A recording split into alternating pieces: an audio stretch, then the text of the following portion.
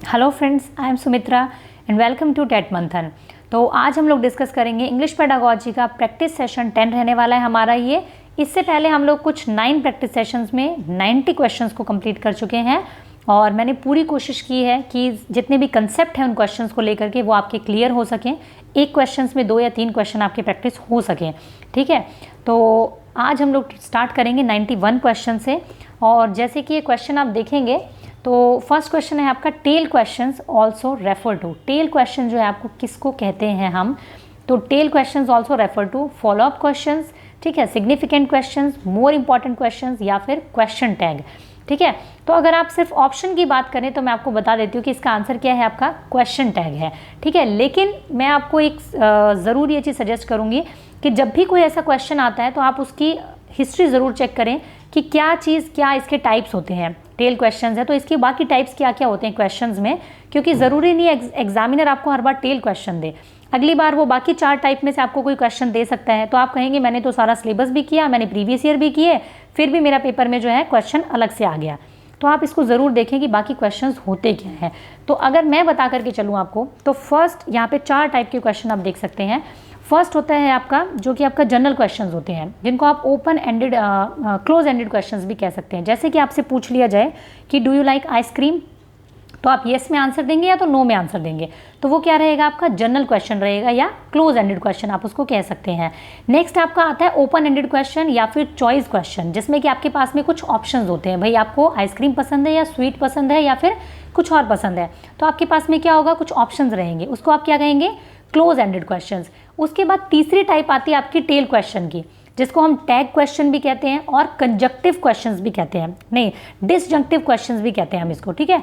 तो डिसजंक्टिव क्वेश्चन अगर अगली बार आपसे पूछ लिया जाए तो आप ये मत कहिए कि क्वेश्चन नया आ गया, बिल्कुल यही क्वेश्चन है, बस आपने इसके क्वेश्चन की जो बाकी टाइप्स है उसको देखने की जहमत नहीं उठाई है, इसलिए क्वेश्चन नया लगता है हमें कई बार, ठीक है। तो इसलिए आप ये ज़रूर चेक करके चलें कि क्वेश्चन के बाकी एस्पेक्ट्स जो है वो क्या है। फोर्थ में कहूँ तो स्पेशल क्वेश्चन होता है जो कि WH की फैमिली से होता है, जैसे कि हु आर यू, इस टाइप के जो क्वेश्चंस होते हैं वो होते हैं। अगर आपसे ये पूछ लिया जाए कि टेल क्वेश्चन होता कैसा है, तो आप क्या कहेंगे, जैसे कि अगर मैं कहूँ कि I am a good teacher, ठीक है, और मैं कहूँ एम आई नॉट, मैं कहूँ मैं एक बहुत अच्छी टीचर हूँ, क्या मैं नहीं हूँ, मतलब मैंने आप एक आंसर दिया, कुछ एक स्टेटमेंट दिया और फिर मैंने उसकी एक टेल छोड़ दी, पूछ कह लीजिए एम आई नॉट, क्या मैं नहीं हूँ, तो ये आपका टेल क्वेश्चन होता है। तो अगर आपके सामने ऐसा कोई क्वेश्चन आ जाता है जिसमें एक स्टेटमेंट है, देन उसमें पूछा जा रहा है, क्रॉस क्वेश्चन खुद से ही किया जा रहा है, तो वो आपका टेल क्वेश्चन होएगा। आ भी सकता है ये क्वेश्चन कि आपको दे दिया जाए और ऑप्शंस में आपके टेल क्वेश्चन हो, ठीक है। तो आप इस तरीके की चीज़ों को थोड़ा सा समझ के चलें। Content words are called, content word क्या होते हैं, फंक्शनल होते हैं, लेक्सिकल वर्ड होते हैं, एम्प्टी वर्ड्स होते हैं या ग्रामेटिकल वर्ड होते हैं।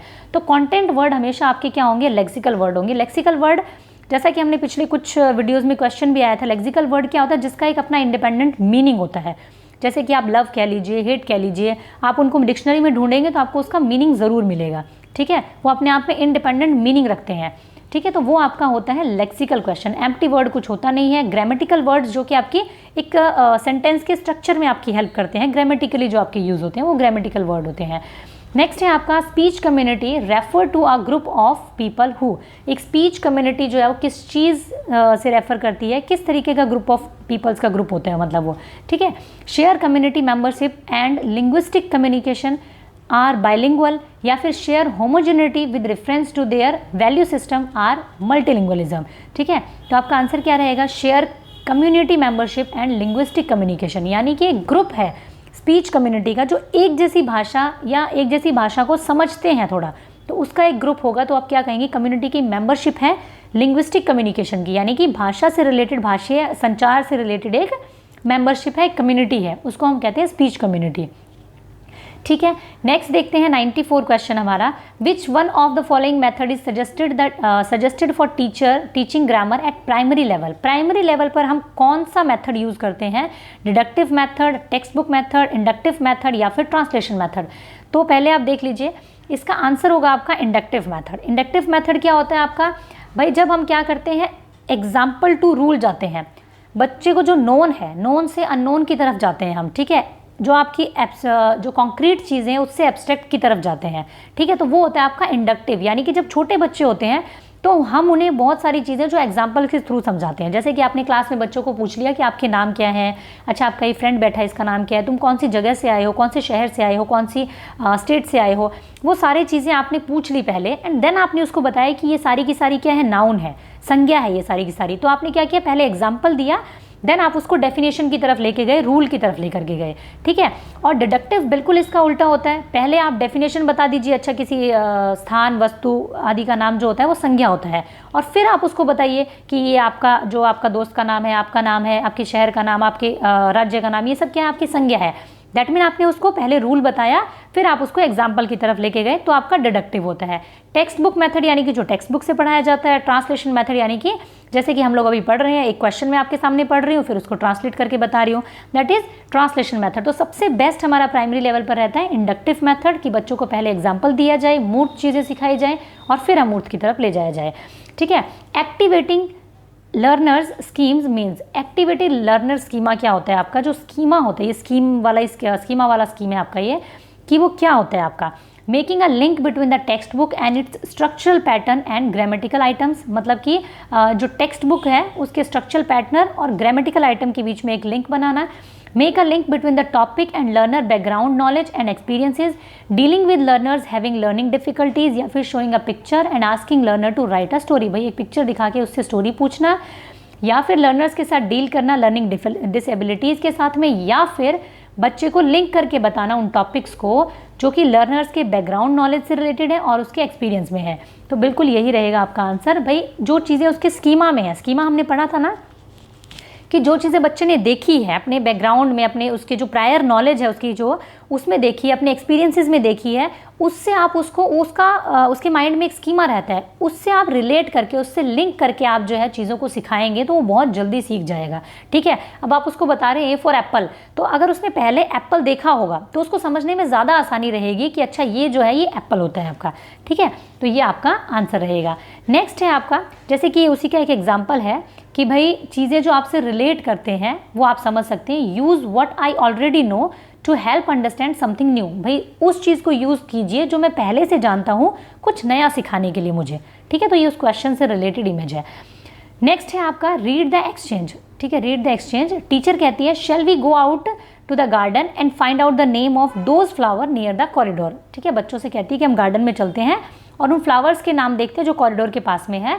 तो बच्चों ने कहा येस येस ये, ठीक है। टीचर ने कहा yes ma'am please, here the teacher, यहाँ पर टीचर जो है वो क्या कर रही है। बच्चों ने कहा कि ये हम लोग चलेंगे, जैसे छोटे बच्चे बोलते हैं ना येस येस येस ये चलेंगे, तो मैम ने क्या कहा कि येस मैम प्लीज़। तो क्या कर रही है वो यहाँ पर, relate language function with politeness, makes a polite suggestion to start reading, confirm the students request, या फिर offer a alternative language activity. तो वो क्या कर रही है, relates language function with politeness. भाई बच्चों ने कहा येस येस करके, शोर मचा करके वो येस कह रहे हैं, तो वो उनको बिना उन्हें टोके बताना चाह रही है कि आप ये कहिए येस मैम प्लीज़, चलिए, ठीक है। जैसा कि हम किसी को कहते भी हैं कि अगर कोई आपसे कहे मैं यहाँ बैठ जाऊँ, तो हम क्या कहते हैं, या तो कहोगे हाँ बैठ जाओ, या तो आप क्या कहोगे येस प्लीज़ आप बैठ जाइए यहाँ पर, ठीक है। तो ये वाली चीज़ वो उन्हें बताना चाह रही है कि लैंग्वेज फंक्शंस को पोलाइटली किस तरीके से आपको यूज़ करना है। नेक्स्ट है आपका dictation does not help learners, dictation जो है वो किस चीज़ में लर्नर्स की हेल्प नहीं करेगा, इस नोट को बिल्कुल आपको देखना है अच्छे से। Improve their reading skill, improve their spelling, या फिर इन्हेंस देयर लिसनिंग कॉम्प्रीहेंशन, या फिर इंक्रीज देयर कॉन्सेंट्रेशन। तो आप समझ सकते हैं डिक्टेशन क्या होती है। भाई आपने देखा होगा स्कूल टाइम में आपने भी कि टीचर जो है आपको कुछ वर्ड्स बोल रहे हैं और आप अपनी कॉपी में लिख रहे हैं, तो बिल्कुल आपको क्या होगा, आपकी स्पेलिंग इंप्रूव होगी उसमें, क्योंकि टीचर सिर्फ बोल रहा है। अब मैं बोलूँ आपको ओबीडियंट, तो आपको स्पेलिंग तो खुद ही लिखनी है ना, उसमें काफ़ी गलतियाँ होती थी। ओबीडियंट एक ऐसी स्पेलिंग थी जो याद होगी तो होगी ज़िंदगी भर के लिए हमें, लेकिन पहले गलतियाँ होती थी, ठीक है। तो उसमें क्या होगा, आपकी स्पेलिंग इंप्रूव होगी, एक उसकी आपकी लिसनिंग की कॉम्प्रीहेंशन बढ़ेगी। जैसा टीचर बोल रहा है वैसा ही आपको सुन के लिखना है, बिल्कुल सही तरीके से समझ के, ठीक है। इंक्रीज देयर कॉन्सेंट्रेशन, कॉन्सेंट्रेशन बिल्कुल इंक्रीज होगा, क्योंकि आप ध्यान से सुनेंगे नहीं कॉन्सेंट्रेट करके, तो आपका वर्ड जो है वो छूट जाएगा, टीचर ने जो बोला है वो आप नहीं लिख पाएंगे, ठीक है। लेकिन यहाँ पे रीडिंग स्किल की तो कोई बात ही नहीं हो रही है। डिक्टेशन में आपको एक कुछ वर्ड्स बोले जा रहे हैं, आप उनको लिख रहे हैं, बाकी सारी चीज़ें इंप्रूव होंगी, लेकिन रीडिंग स्किल की यहाँ पे कोई बात नहीं। रीड तो आप कुछ कर ही नहीं रहे हैं, तो रीडिंग स्किल नहीं होगा, ठीक है। नेक्स्ट है आपका the most important factor which is responsible for the differentiation between language learning and language acquisition is, बहुत ही इजी क्वेश्चन है, लेकिन हमेशा एक या दो क्वेश्चन आपके बनते हैं एक्विजिशन और लर्निंग से। ठीक है, तो grammar of language, assessment in language, text book of language या लैंग्वेज एनवायरनमेंट। तो बिल्कुल आंसर क्या रहेगा, लैंग्वेज एनवायरनमेंट। एक्विजिशन में और लर्निंग में सिर्फ एक ही डिफरेंस होता है कि एक्विजिशन उस भाषा का आप कर पाते हैं जिसका आपको एनवायरनमेंट मिलता है। जैसे कि इंडिया में कह के चलिए तो हिंदी का आपको एनवायरनमेंट मिलता है सीखने के लिए, आपको उसको कहीं से कोई सीखने के लिए कोई ऐसी मतलब महारत कुछ नहीं करना पड़ता आपको कि भाई उसको सीखने के लिए आपको दुनिया जहान की मेहनत करनी पड़ी हो, नहीं। लेकिन इंग्लिश को सीखने के लिए, इंग्लिश को लर्न करने के लिए आपको क्या करना पड़ता है, एफर्ट करना पड़ता है, क्योंकि उसका एक प्रॉपर एनवायरनमेंट आपको जो है वो नहीं मिल पाता है क्लासरूम के बाहर। ठीक है, नेक्स्ट है आपका, while teaching English a teacher is not able to draw attention of some student sitting at the back she should, मतलब शी शुड, भाई एक इंग्लिश की टीचर है वो पढ़ा रही है, तो जो बैक बेंच वाले बच्चे हैं जो उनका अटेंशन जो है वो नहीं ग्रैब कर पा रही है, अपनी तरफ नहीं ड्रॉ कर पा रही, भाई उनको वो अपनी तरफ ध्यान नहीं दिला पा रही है, तो उसको क्या करना चाहिए, stop explaining the concept and start dictating the notes to student, भाई उसको बंद कर देना चाहिए, लो मैं तो नहीं पढ़ा रही, और स्टार्ट कर देना चाहिए डिक्टेट करना।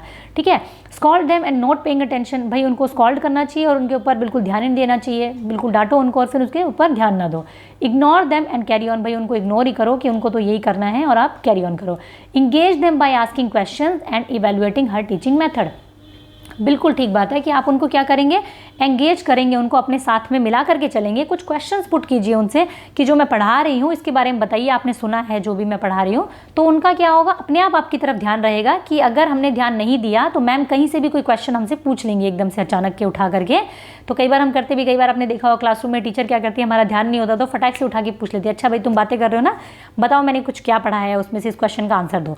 तो उस तरीके से आपको उनको इंगेज करके चलना है बच्चों को, और अपनी टीचिंग को भी इवेल्युएट करना है इस मेथड को आपको। ठीक है, तो नेक्स्ट आपका क्या है, to develop language functions teaching of speaking skill for younger children would include, language functions जो है teaching of speaking skill for younger children, यहाँ पे छोटे बच्चों की बात की जा रही है, क्या होना चाहिए, टेलीफोनिक चैट होनी चाहिए, पावर पॉइंट प्रेजेंटेशन होनी चाहिए, डिबेट एंड डिस्क्रिमिनेशन, या फिर greeting, informal request, asking for personal information. तो बिल्कुल होना चाहिए, टेलीफोनिक चैट नहीं करवाएंगे हम छोटे बच्चों को, पावर पॉइंट प्रेजेंटेशन का करेंगे क्या, छोटे बच्चे डिबेट और ये चीज़ नहीं कर सकते हैं। हम उनको ग्रीटिंग सिखाएंगे, इनफॉर्मल रिक्वेस्ट सिखाएंगे, ग्रीटिंग्स यानी कि good morning, good evening, good night, good afternoon, ये सारी चीज़ें। उसके बाद में इनफॉर्मल रिक्वेस्ट होगी आपकी, यानी कि please, may I take this, इस तरीके की चीज़ें। ठीक है, उनको कुछ पर्सनल इन्फॉर्मेशन के बारे में हम पूछेंगे, what is your name, what is your father name, उनकी कुछ भी जो पर्सनल इन्फॉर्मेशन है उनके बारे में हम पूछेंगे। तो इससे हम क्या करेंगे, उनकी जो स्पीकिंग स्किल है उसको हम क्या करेंगे, इम्प्रूव कर सकते हैं। ठीक है, तो ये हो गई हमारी सेंचुरी पूरी, कुछ टॉप 100 क्वेश्चंस की सीरीज़ हमने ये स्टार्ट की थी और आज हमने ये कंप्लीट कर लिए हैं। आई होप कि ये सीरीज़ आप लोगों के लिए बहुत ही हेल्पफुल रही होगी। और एक काम अभी आप लोगों को करना है, वो ये है कि ज़्यादा से ज़्यादा इस वीडियो को शेयर करना है। मैं आप लोगों के लिए कोशिश कर रही हूँ कि मैं जो SST की एक क्रिस्प जो आपके लिए एक कंटेंट है वो मैं तैयार कर सकूँ, उस पर मैं काम कर रही हूँ फ़िलहाल। तो तब तक मैं वो कर रही हूँ, तो आप ये काम कीजिए कि आप ज़्यादा से ज़्यादा वीडियोज़ को शेयर कीजिए सभी अपने फ्रेंड्स के साथ में, तो हम एक अच्छी मात्रा में जुड़ सकें और मैं कोशिश करूँ कि मैं आपकी लाइव क्लासेस ले सकूँ, क्योंकि मुझे भी एक लाइव इंटरेक्शन में करने में काफ़ी मज़ा आता है। तो इसलिए आप कोशिश कीजिए कि ज़्यादा से ज़्यादा शेयर करें, तो हम SST की जब हम सीरीज़ शुरू करेंगे तो बेहतर होगा कि हम लाइव कर सकें। ठीक है, तो वीडियो पसंद आए तो ज़रूर इसे लाइक कीजिए, कमेंट कीजिए, शेयर कीजिए अपने सभी फ्रेंड्स के साथ में, सब्सक्राइब कीजिए चैनल को अगर आप नए हैं, और बेल आइकन तो ज़रूर हिट कर लीजिए। ठीक है, तो ये था आज का वीडियो हमारा। Thank you, keep learning, keep supporting.